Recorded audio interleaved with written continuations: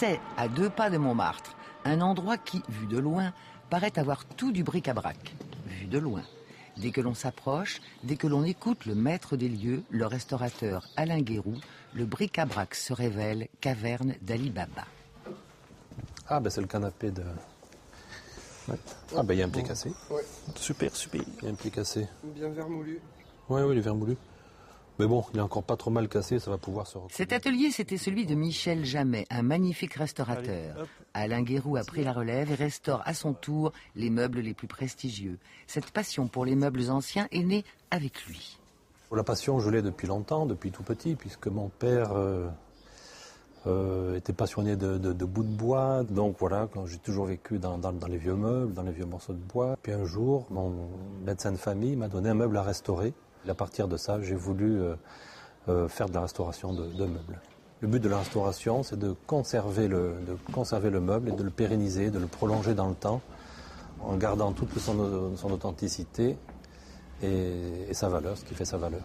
La principale qualité d'un restaurateur, c'est la passion. C'est la passion, connaître le mobilier, puis beaucoup de patience également, et beaucoup d'humilité, oui. Une règle d'or. Au cours de la restauration, le restaurateur doit surtout s'oublier. Il faut essayer de connaître l'histoire, un peu bon, tout est lié, hein, l'histoire de France, l'histoire des ébénistes du 18e. On doit essayer de connaître l'ébéniste qui a fabriqué le meuble. On doit s'inspirer de sa fabrication, de sa façon de faire, des éléments qui composent le meuble qu'il a fabriqué, pour pouvoir nous, avec ça, restaurer le meuble dans de bonnes conditions. Alors, Alain, le diagnostic pour ce meuble? Alors là, donc, c'est de la marqueterie Boulle. C'est une marqueterie qui est composée d'étain, de laiton, d'écailles de tortue et de bois. Et le problème, c'est que dans la marqueterie Boulle, le bois rétrécit avec la chaleur et le métal, le laiton, s'allonge, donc se décolle et les morceaux se perdent. Alors là, bon, les morceaux ont été recollés, refaits, plus ou moins bien découpés. Il y a eu des choses qui ont été mal faites, oui. Et à votre avis, vous avez pour combien de temps à redonner à ce vieillard une allure Là, plusieurs centaines d'heures de travail. Ouais, donc il y a de la colle. Les éléments ont été recollés avec de l'araldite. Oui, il y a de l'araldite partout. Et là, par exemple, il y en a partout dessous. Oui, c'est glissé en dessous. Ouais. Le seul problème, c'est que si je dépose ce petit coin là pour enlever la colle qui est dessous, il faut tout enlever. Il faut tout enlever. Je ne sais pas si ça vaut le coup. Ça suffira peut-être, je pense, en grattant un petit peu dessous. Ouais. Mais ça, c'est un problème, quand c'est collé avec des colles modernes, non réversibles. Qu'est-ce qui vous a donné envie de faire ce métier? On va dire que c'est le hasard des choses. Parce que j'avais une formation en générale, en fait. J'ai fait un bac scientifique. Et je me suis intéressé au métier du bois par la suite, en fait. J'ai commencé par un CAP, une voie normale, un CAP en ébénisterie. Et après, un brevet des métiers d'art. Et par la suite, un BTMS, un brevet technique des métiers supérieurs. J'ai fait un stage à l'étranger de 3 mois avec une bourse en Angleterre. Et par la suite, je suis venu ici. Je pense que le bois, c'est une matière assez chaleureuse, assez agréable à travailler. Et il y a un aspect historique et esthétique qui est important. Pour inciter un jeune à faire ce métier, je lui dirais qu'il faut travailler, mais surtout prendre du plaisir et que sa passion, parce que c'est avant tout une passion, puisse lui permettre de vivre correctement. Pour beaucoup, la passion de la restauration est venue de la passion pour le bois. Mais le bois utilisé est un bois particulier qui ne se trouve que chez 2 marchands en France. Le premier est aux portes de Paris, celui centenaire de Patrick Georges. Fabricant de plaquages sciés de bois précieux de son état, ça ne s'invente pas. On va aller voir ça. Alors donc, vous voulez d'amboine. Quel type d'amboine vous voulez? Avec le grain assez serré et surtout exempt de défauts. Oui, ça, la nature parfois. Difficile. Alors je sais pas, on peut trouver ça peut-être, on va regarder là-dedans.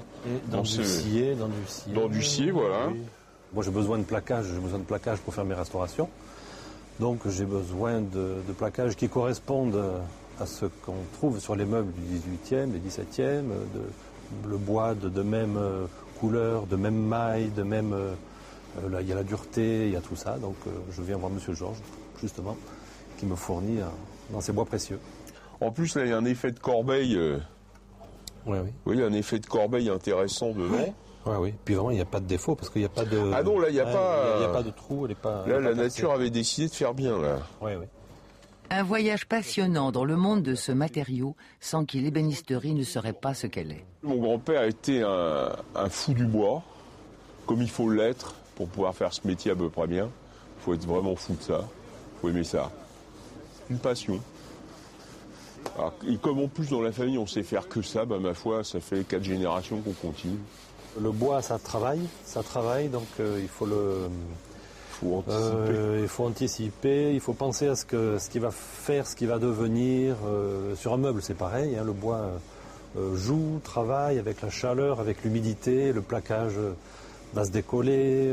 Il y a des contraintes dans les meubles d'ébénisterie qui sont complètement collés pour qu'on puisse... ils sont recouverts de plaquage. En fait, un bois, ça se sent. On lui fait pas faire n'importe quoi. Un bois, c'est une matière épouvantable, le bois. Ça fait jamais ce qu'on veut. Ça ne fait que ce que ça veut. Alors donc, faut marcher avec, c'est le seul moyen. Le bois, je ne veux pas dire que je suis tombé dedans quand j'étais petit, mais presque. L'attirance pour les essences de bois différentes me plaisait. Donc voilà pourquoi j'ai fait ce métier. Elle avait quoi comme maladie, cette pauvre chaise? Cette pauvre chaise, la finition était très, très altérée, blanchie, et puis il y avait des parties qui étaient cassées, des parties décollées. Elles avaient été mal restaurées, enfin si on peut appeler ça restauration. Donc elles avaient été mal... Elles avaient souffert. C'est surtout tout ce qui est siège, c'est des pièces qui souffrent énormément parce que les gens se basculent, c'est des objets qui servent au quotidien. Donc et puis en plus c'est de l'acajou, donc c'est un bois qui est fragile, cassant. Donc si c'est maltraité, ça arrive à casser. Ce que j'aime le plus, c'est la diversité. Diversité dans le travail, puisque chaque restauration est différente, chaque objet a son histoire, son vécu.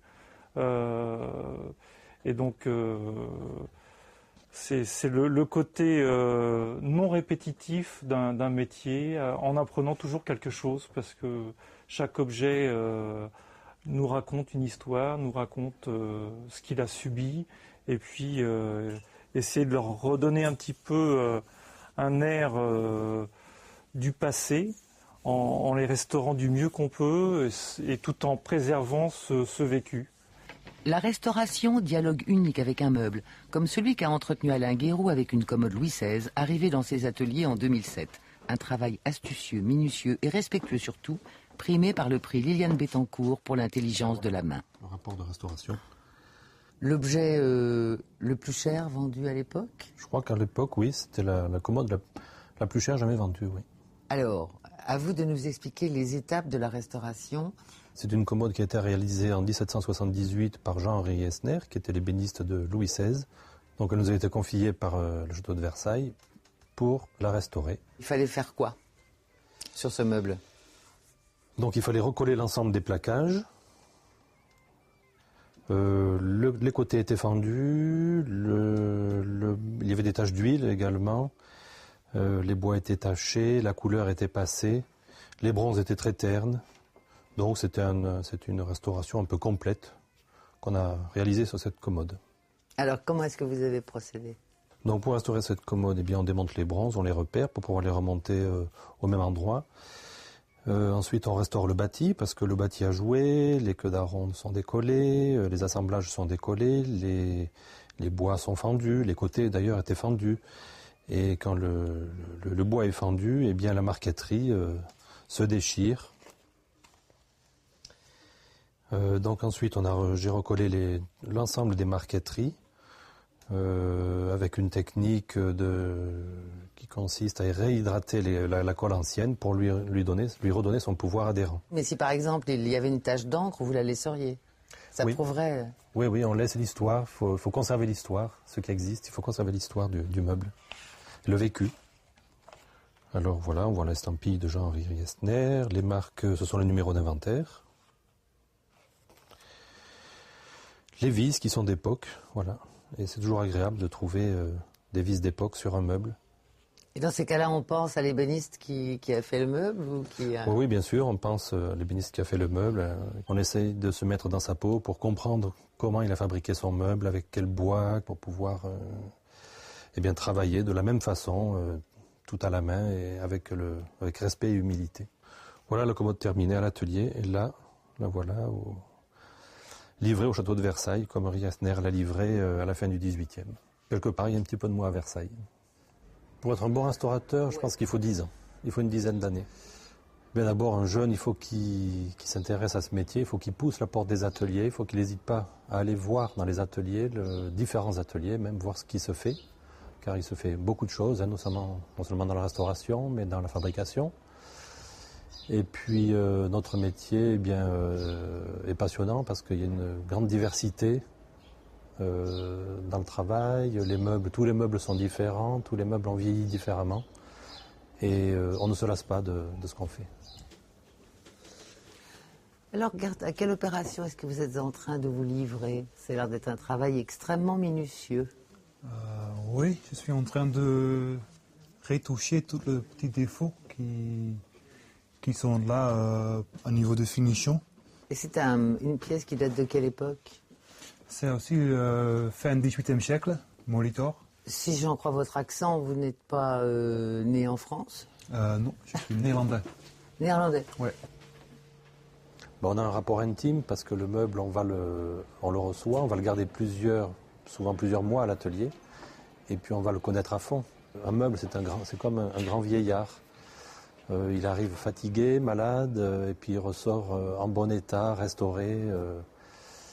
Et puis lorsqu'il part, souvent on a un pincement parce que c'est un peu notre bébé. Objets inanimés, avez-vous donc une âme? Pas besoin de poser la question. Ici, la réponse est oui.